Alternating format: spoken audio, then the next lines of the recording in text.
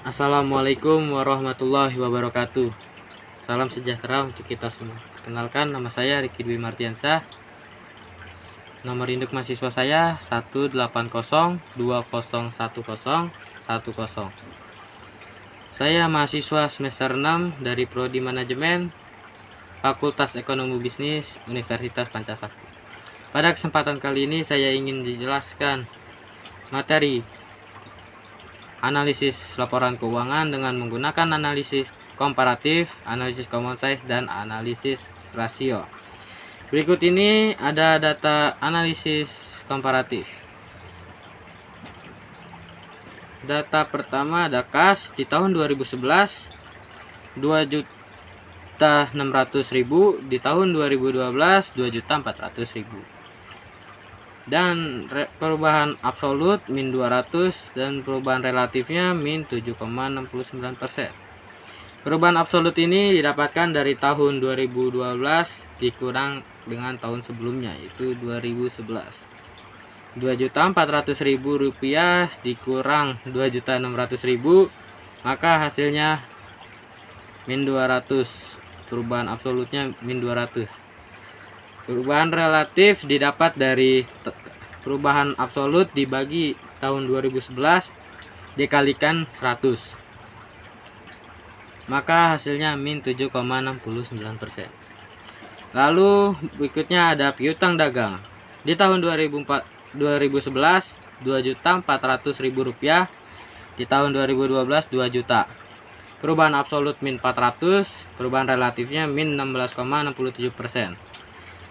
Lalu berikutnya persediaan di tahun 2011 4.400.000, di tahun 2012 7.100.000. Perubahan absolut 2.700.000, perubahan relatifnya 61,36%. Lalu berikutnya tanah di tahun 2011 Rp4.600.000, di tahun 2012 8.500.000. Perubahan absolutnya 3.900.000, perubahan relatifnya 84,78%.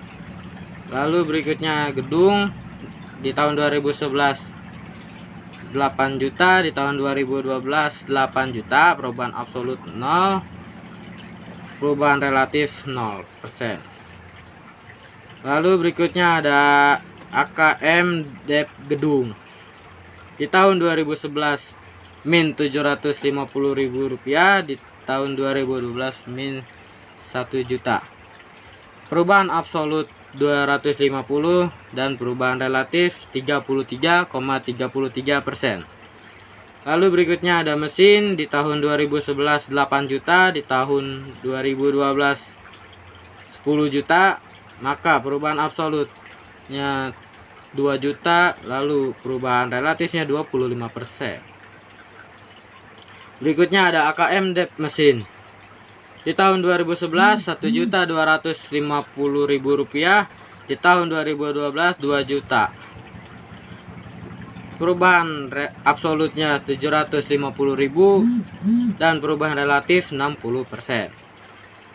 Lalu berikutnya total aktiva Rp28 juta, di tahun 2012 Rp35 juta. Perubahan absolut 7 juta, perubahan relatif 25%. Lalu ada utang lancar. Di tahun 2011 5 juta. Di tahun 2012 4.400.000. Maka perubahan absolut min 600. Perubahan relatif min 12%. Lalu ada utang jangka panjang. Di tahun 2011 9 juta.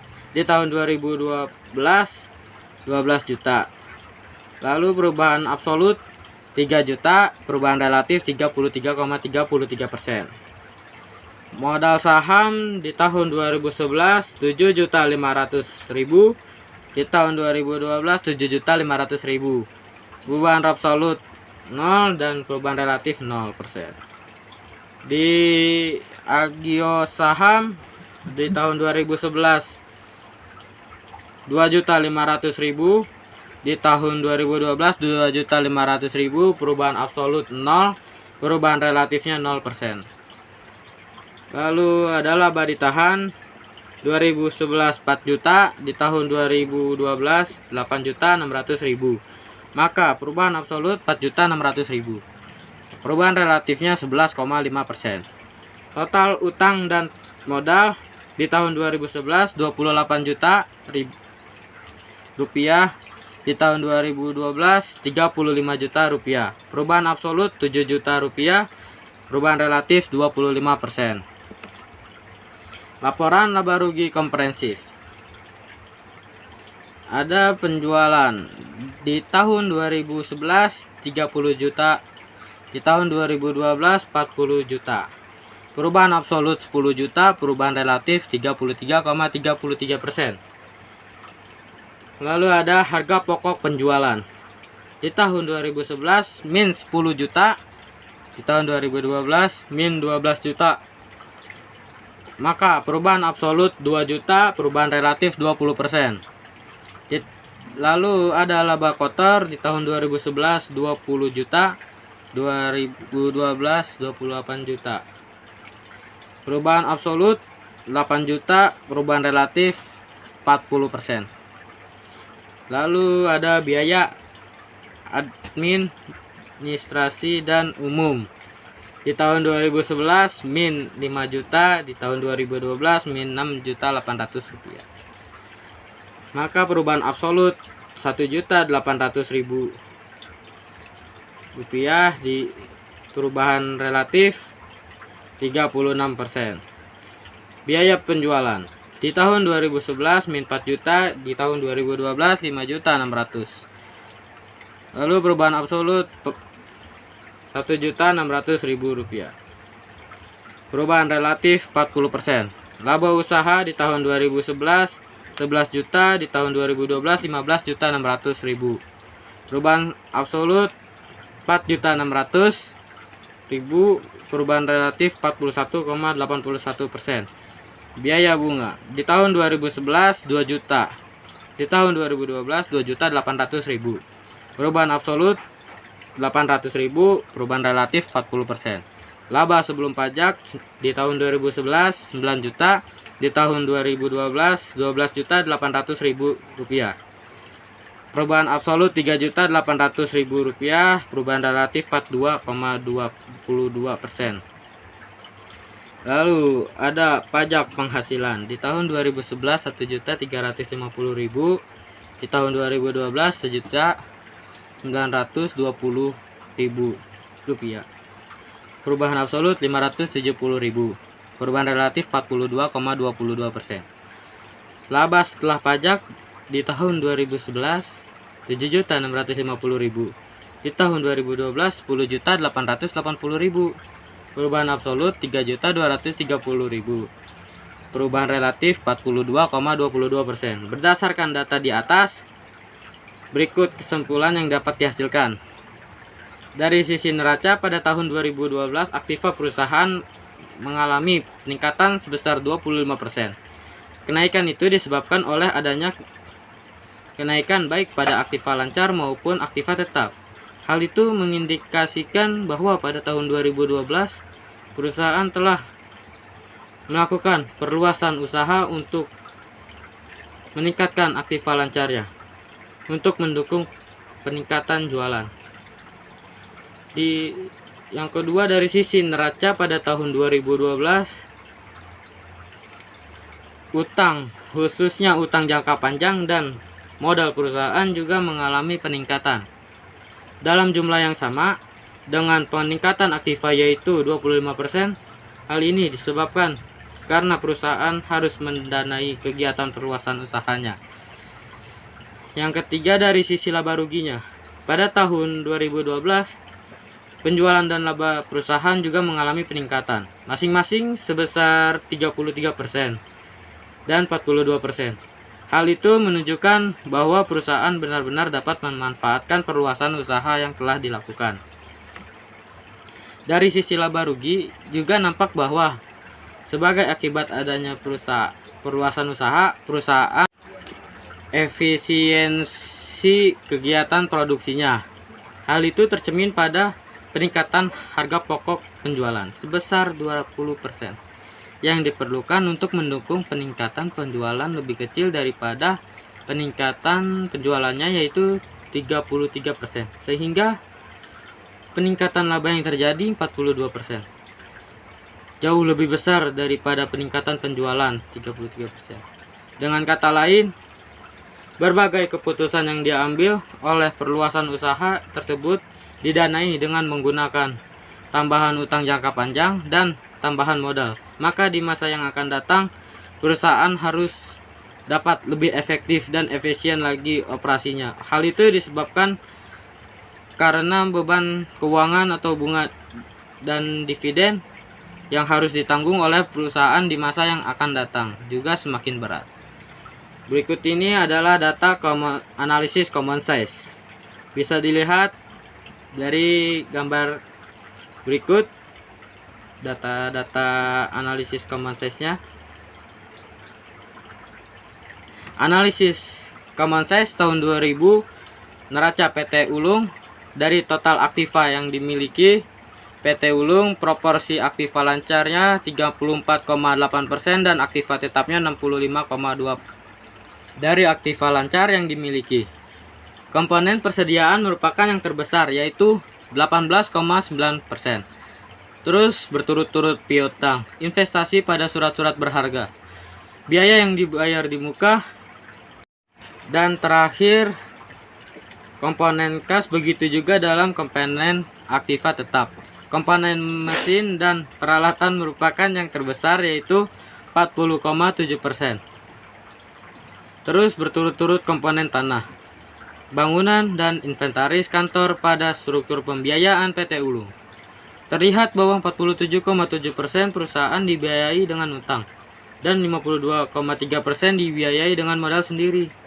Dari komponen hutang, maka hutang jangka panjang merupakan komponen terbesar, yaitu sebesar 19,8%. Diikuti oleh hutang wesel, hutang bank juga jangka pendek, hutang dagang, dan terakhir hutang gaji. Dari struktur modal sendiri, komponen modal dalam bentuk saham sebesar 35,9% dan sisanya dalam bentuk laba ditahan, yaitu sebesar 16,4%. Analisa common size tahun 2001, neraca PT Ulung pada tahun 2001. Dari total aktiva yang dimiliki PT Ulung, proporsi aktiva lancarnya sebesar 34,5% dan aktiva tetap sebesar 65,5%. Hal ini tidak terlampau berubah bila dibandingkan dengan komposisi pada tahun sebelumnya. Begitu juga pada pos aktiva lancar, komponen persediaan tetap yang terbesar, yaitu 18,5%. Dan secara berturut-turut, komponen piutang, investasi pada surat-surat berharga, kas, dan terakhir pada biaya dibayar di muka. Pada komponen aktiva tetap, komponen mesin dan peralatan tetap yang terbesar, yaitu 42,3%, dan diikuti berturut-turut komponen tanah, bangunan, dan inventaris kantor. Dari struktur pembiayaan PT Ulung dibelanjai dengan hutang sebesar 50% dan 50% dari modal sendiri. Dan total hutang tetap, hutang jangka panjang yang terbesar, yaitu 18,6%. Seterusnya diikuti oleh hutang wesel, hutang bank jangka panjang, jangka pendek, dan sama dengan hutang dagang, dan terakhir hutang gaji. Pada struktur modal sendiri, komposisi antara modal saham dengan laba yang ditahan hampir sama dengan tahun sebelumnya, yaitu 34,5% modal saham dan 15,5% dalam bentuk laba yang ditahan. Analisis common size tahun 2000, laporan rugi atau laba PT Ulung. Pada komponen laporan laba rugi dari total penjualan PT Ulung, 80% merupakan komponen harga pokok penjualan dan 20% merupakan laba kotor. Berturut-turut biaya pemasaran 6,7% dari penjualan, biaya perjalanan dinas 1,9%, beban bunga 2,6%, biaya operasi lainnya 3,6%, total biaya operasi 14,8%, laba operasi sebelum pajak 5,2%, pajak 1,6%, dan terakhir laba bersih 3,6% dari penjualan yang diperoleh PT Ulung. analisis common size tahun 2001. Pada tahun 2001, proporsi komponen-komponen yang ada pada laporan laba rugi terhadap penjualan mengalami perubahan yang cukup besar bila dibandingkan dengan tahun sebelumnya, terutama pada komponen harga pokok penjualan. Dari 80% menjadi 70,6%, laba kotor dari 20% menjadi 29,4%. Komponen biaya operasi tidak terlampau bila dibandingkan dengan tahun sebelumnya. Laba operasi juga kenaikannya cukup besar, yaitu dari 5,2% menjadi 13,6%. Pajak juga dari 1,6% menjadi 4,1%. Dan laba bersih dari 3,6% menjadi 9,5% dari total penjualannya. Kenaikan dari komponen-komponen laba kotor, laba operasi, dan laba bersih yang cukup besar tidak lain disebabkan oleh kenaikan penjualan dan juga disebabkan oleh proporsi harga pokok penjualan yang mengalami penurunan, yaitu dari 80% menjadi 70,6% dari penjualan. Berikutnya kita memasuki data analisis rasio. Bisa dilihat dari gambar berikut, yaitu data analisis rasionya. Perhitungan likuiditas. Current ratio sama dengan aktiva lancar dibagi hutang lancar dikali 100%. Tahun 2010, current ratio sama dengan aktiva lancar dibagi hutang lancar dikali 100%. Tahun 2010 seperti ini, tahun 2011 seperti ini. Biasanya current ratio yang rendah akan dianggap memperlihatkan terjadinya masalah dalam likuidasi. Sebaliknya, current ratio yang sangat tinggi justru kurang bagus, sebab hal tersebut memperlihatkan banyaknya dana menganggur yang kedepannya bisa mengurangi kemampuan laba perusahaan. Untuk quick rasionya, rumusnya seperti ini: aktiva lancar dikurang persediaan dibagi hutang lancar lalu dikalikan 100%. Tahun 2010-nya seperti ini, tahun 2011-nya seperti ini. Pada rasio ini adalah rasio yang memperlihatkan kemampuan aktiva lancar yang begitu liquid dan dapat menutupi hutang lancar. Cash ratio, rumusnya kas dibagi hutang lancar lalu dikali 100%. Tahun 2010-nya seperti ini, tahun 2011 seperti ini. Maka rasio di atas memperlihatkan kemampuan kas untuk menutupi hutang lancar perusahaan. Perhitungan solvabilitas, total debt to capital assets sama dengan total hutang dibagi total aktiva dikali 100%. Tahun 2010-nya seperti ini, lalu tahun 2009 seperti ini. Tentunya kelikuidan sebuah perusahaan tidak bisa ditentukan oleh solvabilitas perusahaan tersebut. Namun perusahaan yang belum mengalami solvable belum tentu liquid, begitupun sebaliknya. Perhitungan rentabilitas ekonomi, gross profit margin, laba kotor dibagi penjualan neto dikali 100%. Tahun 2010-nya seperti ini, lalu tahun 2009 seperti ini. Net profit margin sama dengan laba setelah pajak dibagi penjualan neto dikali 100%. Tahun 2010-nya seperti ini, lalu tahun 2009-nya seperti ini. Demikian presentasi saya kali ini. Mohon maaf bila ada salah-salah kata. Terima kasih atas perhatiannya. Wassalamualaikum warahmatullahi wabarakatuh.